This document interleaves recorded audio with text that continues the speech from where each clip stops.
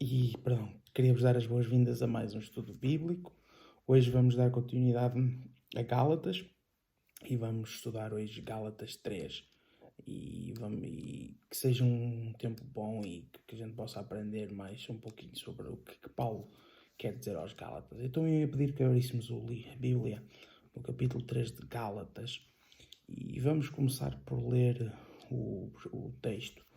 Gálatas 3, ou seja, o texto diz isto: Ó Gálatas insensatos, quem vos fascinou a vós outros, ante cujos olhos foi Jesus Cristo exposto como crucificado? Quero apenas saber isto de vós: recebestes o Espírito pelas obras da lei ou pela pregação da fé? Sois assim insensatos que, tendo começado no Espírito, estejais agora vos aperfeiçoando na carne? Terá sido em vão que tantas coisas sofrestes, se na verdade foram em vão?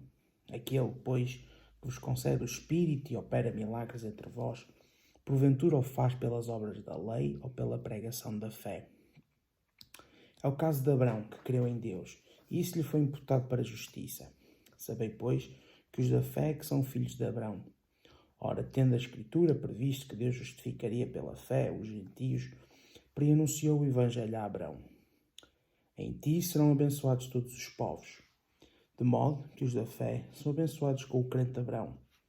Todos quantos, pois, são obras da lei, estão debaixo da maldição, porque está escrito: maldito todo aquele que não permanece em todas as coisas escritas no livro da lei para praticá-las.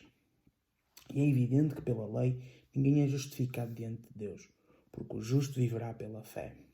Ora, a lei não procede de fé, mas aquele que observar os seus preceitos, por eles viverá.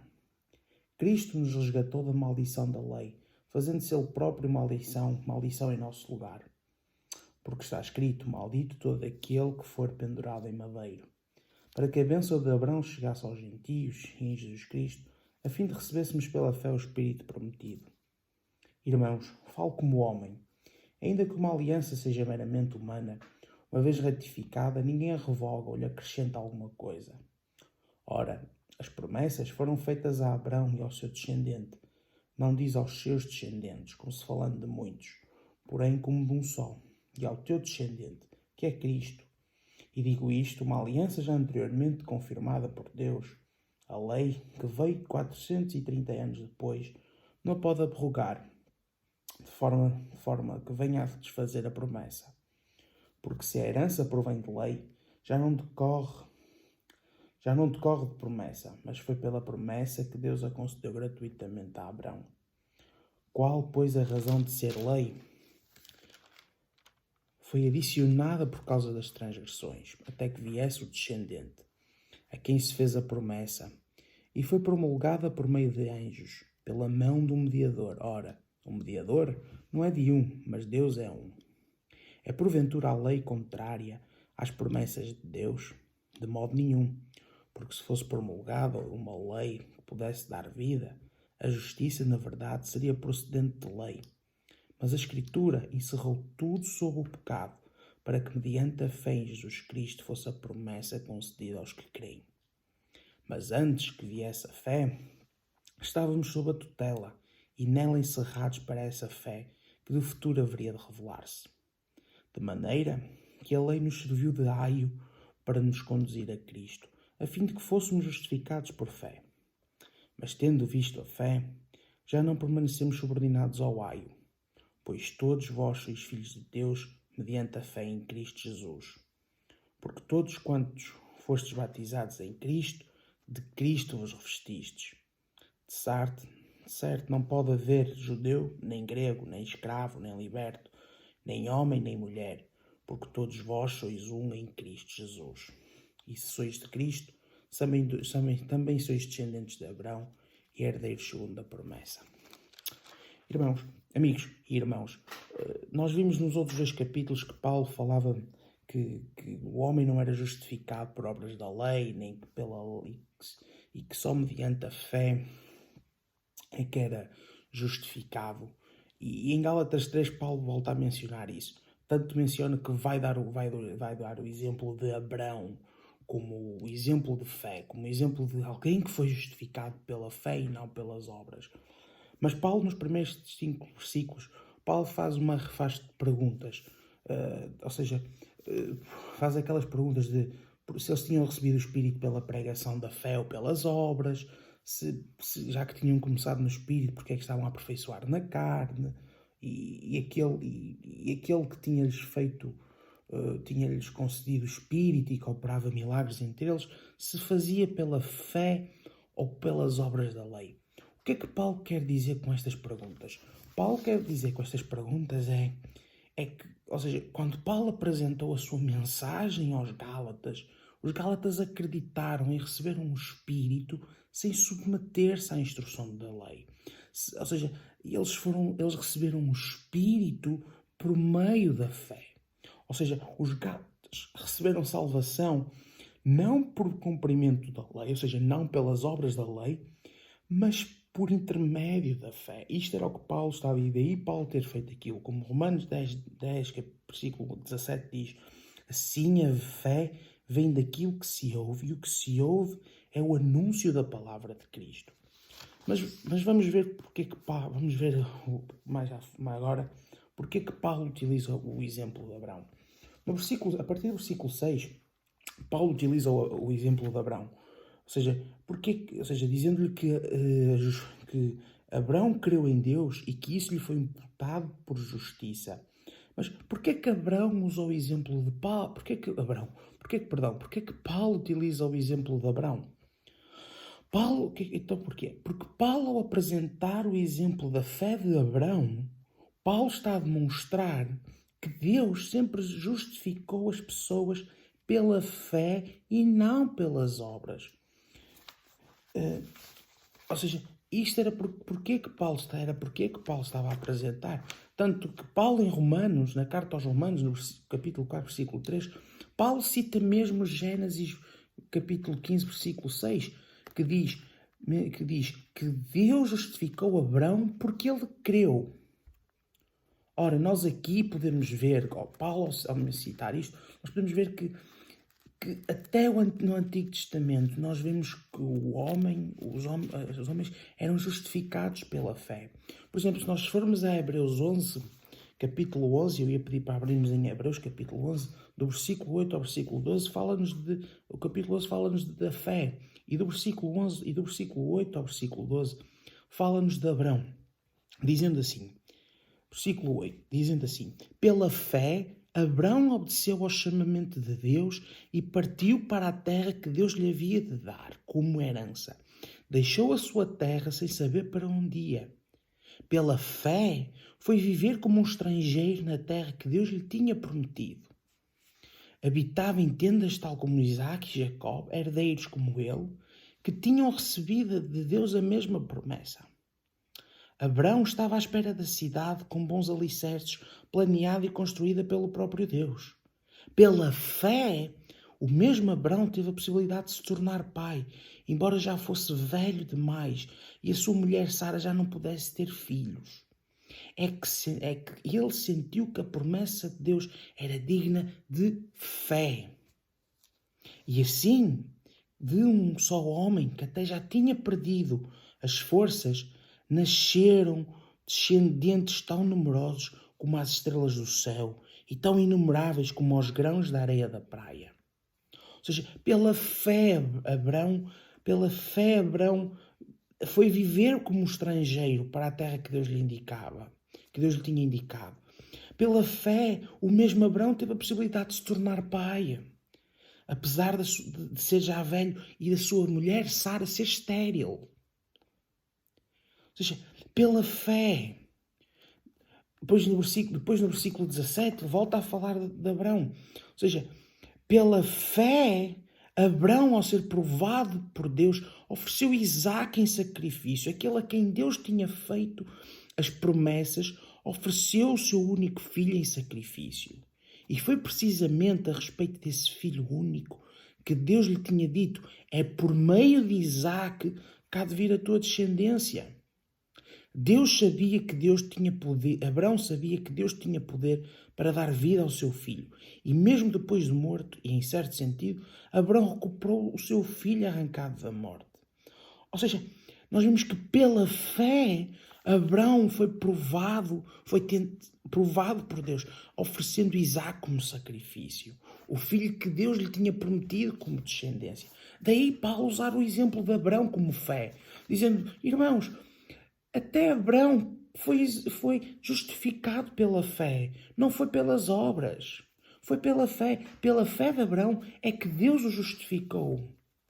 E Paulo, ao usar o exemplo da fé de Abraão, está nada mais, nada menos do que a neutralizar, ou seja, a mostrar que os argumentos daqueles que estavam a ensinar a justificação pela lei e pelas obras da lei não eram verdade. Porque Deus a Abraão tinha justificado pela fé. E depois, quando Paulo diz assim, no versículo 7, Paulo diz assim, sabei, pois, que os da fé é que são filhos de Abraão. Ora, tendo a Escritura previsto que Deus justificaria pela fé os gentios, preanunciou o Evangelho a Abraão. Em ti serão abençoados todos os povos. De modo que os da fé são abençoados com o crente Abraão. O que é que Paulo quer dizer com isto? O que Paulo quer dizer é que aqueles que têm fé são filhos de Abraão, quer sejam judeus ou gentios. O Paulo amarra o exemplo da justificação de Abraão pela fé à promessa que Deus fez a Abraão. Ou seja, a justificação de Abraão pela fé à promessa. E qual foi essa promessa? Gênesis 12:3. Todas as nações serão abençoadas através de ti. E esta mesma bênção está disponível para todas as nações através das boas novas de Jesus, tal como a promessa de Abraão tinha previsto. Ou seja, a fé de Abraão, ou seja, aqueles que têm fé são os filhos de Abraão. Não interessa se são judeus ou se são gentios. Se tiveres fé, são filhos de Abraão. E nós vamos ver que, e depois nós vimos que Paulo, como termina o capítulo 3, depois, no versículo 10, ele diz assim, todos quantos, pois, são de obras da lei, estão debaixo da maldição, porque está escrito, maldito todo aquele que não permanece em todas as coisas escritas no livro da lei para praticá-las. Ora, quando Paulo diz isto, o que Paulo quer dizer é que não é só impossível ser justificado pelas obras da lei, Gálatas 2,16 diz isso, mas que tal perspectiva traz maldição sobre o homem. E quando ele diz, ou seja, e Paulo utiliza mesmo de acordo a citação de Deuteronômio 27, capítulo 27, versículo 26, maldito aquele que não confirma as palavras desta lei, não as cumprindo. Depois, no versículo 11 e no versículo 12, ele diz assim, e é evidente que pela lei ninguém é justificado diante de Deus, porque o justo viverá pela fé. Ou seja, o justo viverá pela fé. Paulo volta a dizer, é evidente que a lei não justifica ninguém, só a fé. E Paulo utiliza, depois no versículo diz assim, ora a lei não procede da fé, mas aquele que observar os seus preceitos, por eles viverá. Ora, o que Paulo está a querer dizer é, o Paulo, além, quando diz assim, o justo viverá pela fé, Paulo, além de usar o exemplo de Abraão, ele está a usar o exemplo de Abacuque, no livro de Abacuque 2, capítulo 2, versículo 4.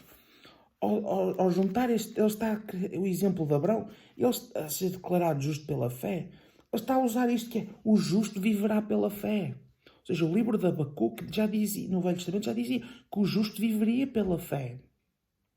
E quando diz assim, ora a lei não procede de fé, mas aquele que observar os seus preceitos por eles viverá, Paulo está a usar, cita Levítico 18:5, aquele que pelos seus preceitos por eles viverá. Mas depois vamos ver agora o que é que Paulo diz sobre Cristo. No versículo 13, ele diz assim, Cristo nos resgatou da maldição da lei, fazendo-se ele próprio maldição em nosso lugar, porque está escrito, maldito todo aquele que for pendurado em madeiro, para que a bênção de Abraão chegasse aos gentios em Jesus Cristo, a fim que recebêssemos pela fé o Espírito prometido. Ou seja, quando Paulo diz no versículo 13, Cristo nos resgatou da maldição da lei, fazendo-se dele próprio maldição em nosso lugar, o que Paulo estava a dizer era que, ao tentarmos ser justificados pelas obras da lei, ou seja, eles ao tentarem ser justificados pelas obras da lei, eles estavam sobre maldição. Porque diz aqui, maldito todo aquele que for pendurado em madeiro. Paulo volta a citar Deuteronômio, capítulo 21, 23, dizendo isso. Mas depois que o Paulo diz Deuteronômio 21, 23, Paulo diz, maldito todo aquele que for pendurado no madeiro. Dizendo que, ao dizer Deuteronômio 21, 23, dizendo que, para mostrar que por Cristo ser pendurado no madeiro, na cruz, Jesus foi amaldiçoado em nosso lugar. Ou seja, apesar de sermos amaldiçoados perante a lei, felizmente Cristo havia redimido aqueles sobre tal maldição através da sua morte, através da sua crucificação.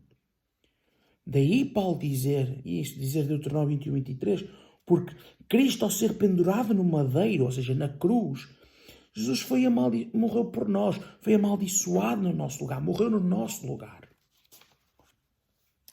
Mas é interessante que a partir agora do versículo 15, Paulo vai começar a falar mais sobre a lei. No versículo 16 e no versículo 17, ele diz assim, ora, as promessas foram feitas a Abrão e ao seu descendente, não diz aos seus descendentes, como se falando de muitos, porém como de um só, e ao teu descendente, que é Cristo. E digo isto, uma aliança já anteriormente confirmada por Deus. A lei, que veio 430 anos depois, não pode abrogar de forma a que venha desfazer a promessa. Ou seja, o que Paulo estava a querer dizer era que, quando Paulo usa a palavra do descendente, Paulo usa a palavra descendente como base bíblica para dizer que Cristo foi quem cumpriu as promessas de Deus para com Abraão. E que, no entanto, os judeus, ainda sendo descendentes, ou seja, físicos de Abraão, aqueles que estão em Cristo são sua descendência espiritual. Versículo 29, dizendo que nós somos descendentes, se somos de Cristo, somos descendentes de Abraão. E depois, no versículo 18, ele diz assim, porque se a herança provém da lei, não decorre promessa, mas foi pela promessa que Deus concedeu gratuitamente a Abraão. Ou seja, a lei, aqui Paulo está a dizer, é que a lei não era nem nunca foi destinada a ser o meio pelo qual o crente iria experimentar a sua herança como filho de Deus. E quando Paulo fala nos 430 anos, estes 430 anos são o tempo em que os israelitas estiveram no Egito. Mas agora nós vemos, ok, nós já vimos que não somos justificados mediante a fé. Não somos justificados mediante as obras da lei, não pela lei, pela fé. Mas então, porquê a lei? Paulo, no versículo 19, diz assim, qual, pois, a razão de ser da lei? Foi adicionada por causa das transgressões, até que viesse o descendente, a quem se fez a promessa, e foi promulgada por meio de anjos, pela mão do mediador. Ou seja, Paulo está a dizer é que a lei veio não para salvar, mas veio por causa das nossas transgressões. Ou seja, a lei veio para revelar a pecaminosidade do homem, para mostrar ao homem a incapacidade de ser correto, de seguir os caminhos de Deus, de ser perfeito. Ou seja, veio mostrar ao homem a necessidade de um Salvador. E esse Salvador era Cristo. Ou seja, a lei nunca foi intencionada para ser um meio de salvação. Mas para percebermos melhor isto, vamos ler o versículo 24 e os versículos 25, que são bastante interessantes. O versículo 24 diz assim, de maneira que a lei nos serviu de aio para nos conduzir a Cristo, a fim de que fôssemos justificados por fé, mas, tendo vindo a fé, já não permanecemos subordinados ao aio. É interessante isto, e nós, para percebermos isto, estes dois versículos, nós temos que olhar para a palavra aio. A palavra aio é a palavra-chave. A palavra aio, quando Paulo chama a lei de aio, a palavra aio vem da palavra grega paidagogos, que significa pedagogo, guia, tutor. Ou seja, naquela altura o paidagogos era um escravo de confiança do seu senhor e era responsável por proteger a criança, o filho do seu senhor, por educá-la, não por educá-la, mas por levá-la à escola, por protegê-la, por vigiar a sua conduta. E quando a criança se desviava da conduta, o próprio paidagogos tinha a responsabilidade de a corrigir, de a castigar. E então, quando Paulo usa o termo de aio ou paidagogos para a lei, ele pensa nesta imagem. Quando ele diz a lei é o nosso aio, ele pensa nesta imagem de aio, de paidagogos. Ou seja, a lei não serve para salvar. A lei serve para nos disciplinar. A lei serve-nos para nos guiar. Deus, quando deu a lei ao povo de Israel, ele deu para que o povo andasse ali naquele carreirinho, ou seja, andasse naquela disciplina, ou seja, aquela forma de viver, do não matar, de não cobiçar, os 10 mandamentos, era a forma de que o povo devia de viver, ou seja, ali direitinho, conforme Deus. Mas a lei só veio mostrar que mesmo assim o povo de Israel nunca conseguiu, nunca foi perfeito. O povo de Israel descambou. Daí Paulo dizer que a lei é o nosso aio, ou seja, a lei serviu para nos disciplinar. Mas depois, quando Paulo diz assim, diz no versículo 25, mas tendo vindo a fé já não permanecemos subordinados ao aio, Paulo o que é que está a dizer? Paulo está a dizer nada mais, nada menos do que quando a fé veio, que é Cristo, é de que quando não estamos já subordinados ao aio, é de que já não estamos debaixo da lei como forma de disciplina. Não estamos debaixo da lei como forma de disciplina. Porquê? Porque Cristo morreu por nós. Cristo justificou-nos pela fé. E por Cristo ter morrido na cruz, por mim, por ti, por todos nós, a partir daquele momento, Ele justificou-nos pela fé e ali, naquele preciso momento, acabou o aspecto de disciplina da lei. Ou seja, já não vivemos conforme a lei, da lei conforme paidagogos. Ou seja, o propósito da lei é simples, amigos. A lei não serve para salvar. A lei serve-nos para disciplinar, para nos conduzir a Cristo. Agora, como cristão, nós continuamos a viver sobre a lei. Sim, continuamos, mas não vivemos na lei como aio, como paidagogos, mas como forma de viver. E este é o propósito da lei. A lei não nos salva, não. Só há uma forma de sermos salvos. É pela fé. Somos justificados perante Deus pela fé. A lei vem para nos mostrar o caminho para Cristo, para nos guiar para Cristo, para nos mostrar Cristo. Esse é o propósito da lei. E quando Paulo diz a lei é o nosso aio, é isso que ele quer dizer, é que a lei não salva, mas a lei conduz-nos a Cristo. Ou seja, a lei não nos salva. Não, quando Paulo diz nós não somos justificados pelas obras da lei, mas sim mediante a fé. A lei é o nosso aio. A lei guia-nos para Cristo. Mas agora, com a morte de Cristo, nós já não vivemos da lei como paidagogos, como aio, mas vivemos como forma de viver, a nossa vida como cristãos. Este é o grande propósito da lei. E esta é a mensagem que Paulo estava a dar. Este é o propósito da lei. A lei não nos salva, mas guia-nos até Cristo. Este é o propósito da lei. Espero que tenham gostado. Já sabem, se tiverem dúvidas ou não hesitem-nos em contactar. estamos gratos e por sermos bênçãos para vocês e por estarem a nos acompanhar neste estudo. Para a semana vamos ler outra vez vamos continuar o nosso estudo com Gálatas 4 e posso-vos garantir que vai ser também um capítulo bastante interessante. Por isso já sabem, qualquer dúvida que tenham, perguntas, contactem-nos e nós teremos todo o gosto em responder-vos às vossas perguntas. Tenham uma boa semana e Deus vos abençoe.